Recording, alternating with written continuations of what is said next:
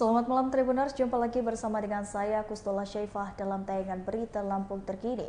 Kami akan menyajikan informasi menarik dan terupdate seputar dengan wilayah Provinsi Lampung. Dan inilah berita Lampung terkini selengkapnya. Berita pertama, 10 bulan kasusnya tanpa kejelasan. Warga Lampung Selatan ini minta bantuan Kapolri. Farida, warga Rungai Tritunggal Kecamatan Katibung, Lampung Selatan meminta bantuan kepada Kapolri Jenderal Listio Sigit Prabowo soal perampasan. Pasalnya sudah 10 bulan lamanya ia melaporkan kejadian tindak pidana perampasan kepada Polresta Bandar Lampung, namun tidak juga menemukan titik terang. Tindak pidana perampasan tersebut tertuang dalam laporan polisi STTLP Garing 1189-10 Garing 2023 SPKT Polda Lampung yang ditandatangani oleh KA SPKT Polda Lampung, yakni Siaga 3 SPKT pada 27 Oktober 2022 lalu. Lalu ia juga melaporkan ke Polresta Bandar Lampung dengan laporan polisi perintah penyelidikan SP Lidik Reskrim 3 November 2022 lalu. Wanita Parubaya warga Rungai Tritunggal Kecamatan Katibung ini menginginkan HP Oppo A57 yang dirampas oleh pelaku inisial J itu segera dikembalikan, sebab menurutnya HP tersebut memuat banyak dokumen penting. Farida menceritakan kejadian bermula saat dirinya ke Polresta Bandar Lampung hendak menanyakan kelanjutan kasus yang dialaminya. Tak puas dengan jawaban penyidik, lantas dirinya mempertanyakan kelanjutan kasusnya, sebab menurutnya sudah 10 bulan dirinya melaporkan kejadian perampasan itu namun tidak menemukan titik terang. Perampasan HP kita nih Bu. Betul. Nah udah 10 bulan tapi ternyata tidak ada respon ataupun dari pihak polisi katanya tidak bisa diteruskan karena emailnya milik suami Bu. Betul. Apa Bu? Betul. Awalnya laporan saya di Polda, dari Polda diteruskan ke Polresta Bandar Lampung. Kemudian dari Polresta Bandar Lampung saya sudah di BAP.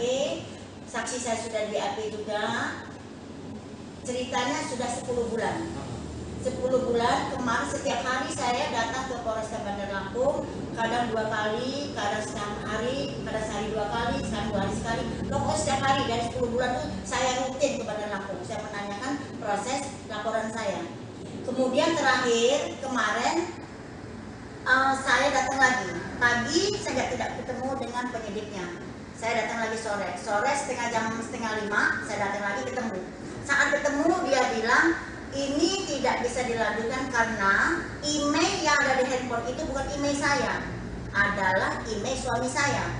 Saya sudah tidak sabar ya Pak, akhirnya saya mengeluarkan isi hati saya karena selama 10 bulan ini tidak lanjut yang benar. Akhirnya saya ngamuk dari sana, saya mengeluarkan isi hati saya minta keadilan dengan Pak Kapolri Sigit. Saya menangis, saya menjerit, saya teriak.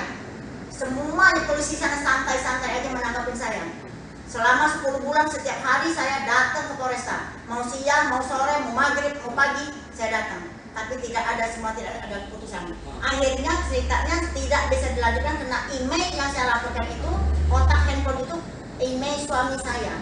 Sekarang saya mau tanya sama Bapak. Sekarang saya punya handphone yang beli suami saya.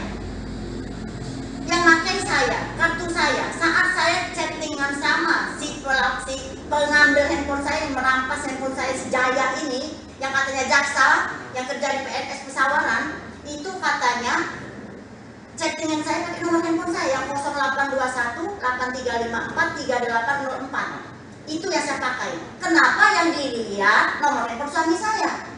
Itu kan tidak benar. Akhirnya tadi saya datang lagi beberapa kali. Tolong kata saya Pak, buka laporan registrasi saya kapan? Dibuka. Saya registrasi kehilangan handphone saya diambil Jaya ini tanggal 17 Oktober 2022. Saya hari Senin, hari Selasa, hari Rabu, hari Kamis, hari Jumat saya baru registrasi. Saya tunggu etikat baiknya selama 5 hari, tidak ada. Akhirnya saya registrasi. Karena apa? Dalam handphone saya itu semua dokumen saya, semua kejahatan yang dilakukan oleh perampas ini ada di situ semua. Ternyata si Jaya ini yang merampas ini mau menghilangkan barang bukti yang ada di dalam handphone saya. Itu. Nah lantas apa kata penyidik setelah ini? Apakah harus dihentikan atau bagaimana? Tidak, dia tidak bilang dihentikan. Cuma suruh saya mencari email atas nama saya. Ya bagaimana mau ketemu nama saya yang bersuami saya handphonenya. Oke. Nah, lantas bagaimana nih Bu upaya kita ke depannya? Saya cuma minta keadilan. Saya mau mengungkap kebusukan yang merampas handphone saya ini terungkap. Cuma itu. Saya minta keadilan. Kalau begitu, bagaimana pesan Ibu ke Pak Kapolri? Pak Kapolri yang terhormat, Bapak Sigit, mudah-mudahan Bapak Sigit ini mau menegakkan keadilan dengan benar. Saya minta tolong Pak. Saya minta tolong sebenar-benar, saya sudah dizolimi Pak. Saya sudah dirampas, saya sudah tidak berdaya oleh orang yang merampas handphone saya Pak. Dia bekerja di PNS, bekerja di Kajari Pesawaran Pak.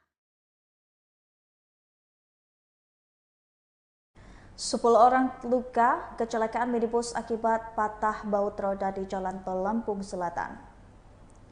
Minibus BD 7006 NK mengalami kecelakaan di kilometer 77+400A Jalan Tol Trans Sumatera, Bakauheni Terbanggi Besar, Kota Baru Tanjung Bintang, Lampung Selatan pada Sabtu 22 Juli 2023. Kanit Laka Lantas Polres Lampung Selatan Ibtu Wariki mengatakan kecelakaan minibus di kilometer 77+400 Jalan Tol Trans Sumatera itu tunggal.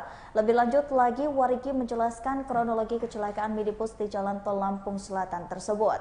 Sesampainya di Jalan Tol kilometer 77, kendaraan mengalami patah baut roda.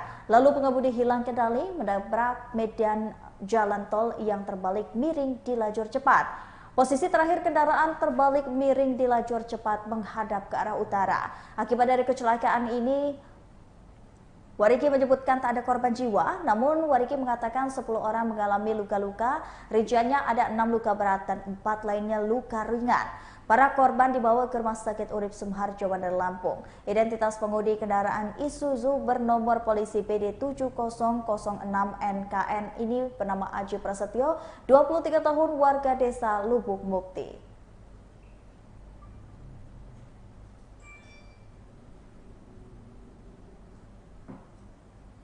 Berita selanjutnya, Kejari Lampung Selatan selidiki dugaan kasus korupsi KUR, rugikan negara hingga 1 miliar rupiah.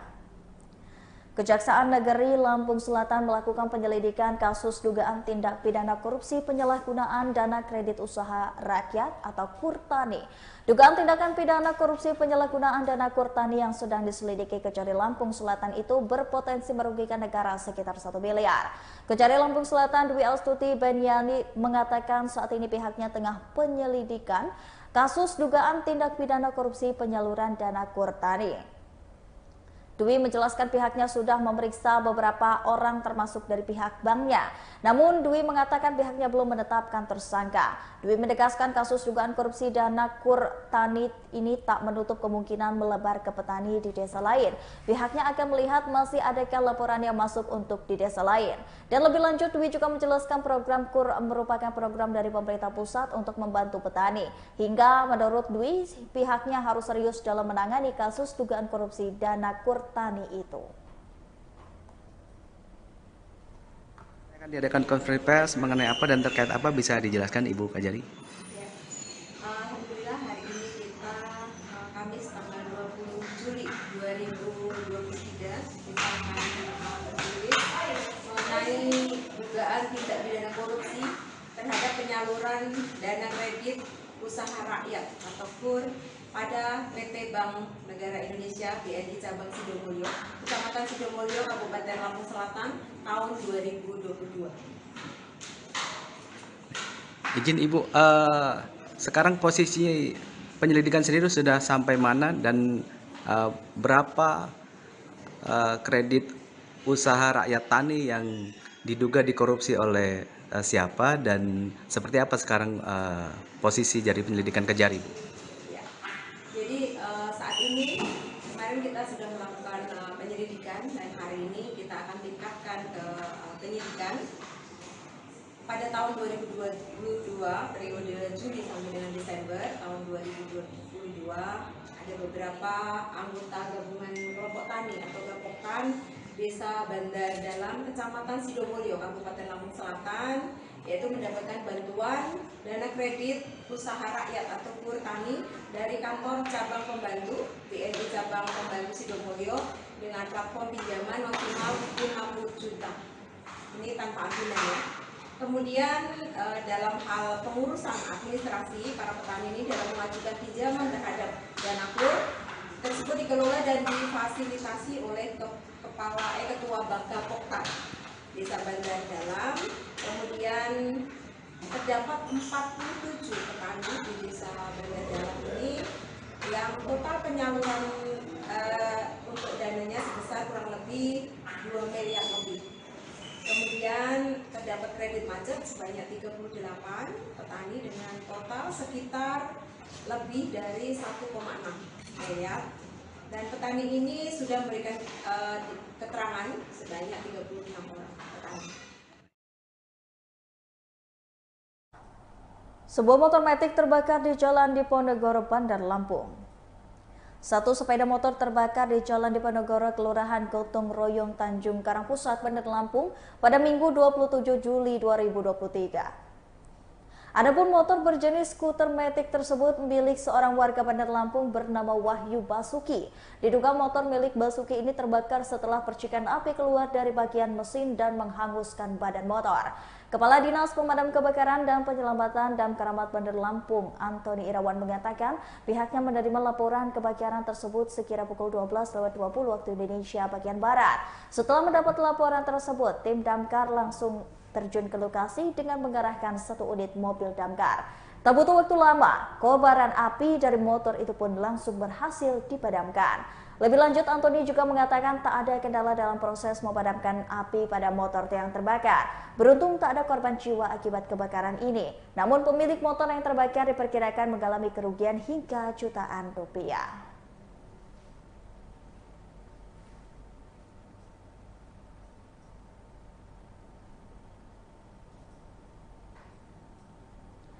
Berita selanjutnya ini datang dari peternak lebah madu kelanceng asal Metro yang pasarkan produknya hingga sampai Papua.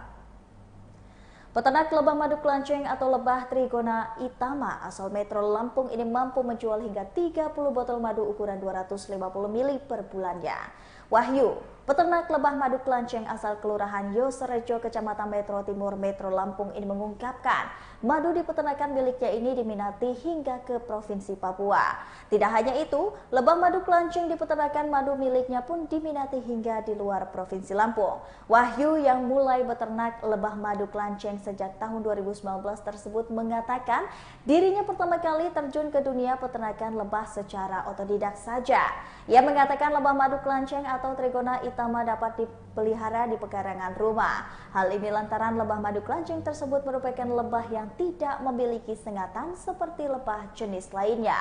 Apabila dipelihara di pekarangan rumah, dibutuhkan beberapa hal yang perlu diperhatikan, seperti tanaman bunga dan vegetasi sekitarnya.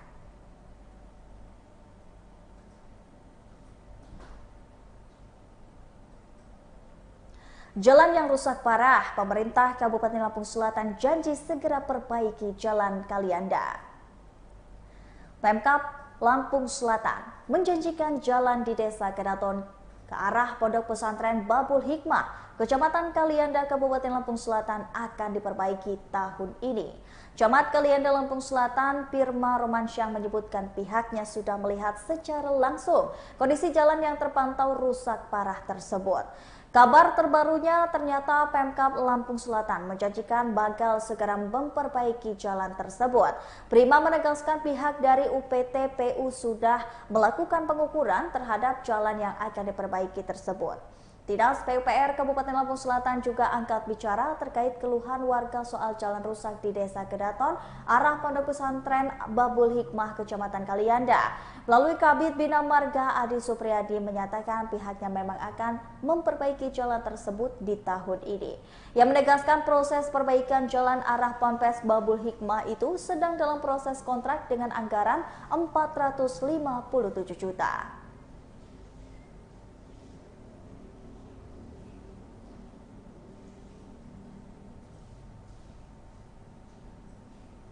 Baiklah Tribuners, setelah tadi berita Lampung terkini bersama dengan saya Kusnula Syaifa. Jangan lupa untuk terus saksikan video selengkapnya di YouTube Tribun Lampung News Video, Facebook Tribun Lampung, Instagram Tribun Lampung, dan juga TikTok Tribun Lampung untuk bisa mendapatkan informasi terupdate lainnya. Selamat malam dan sampai jumpa.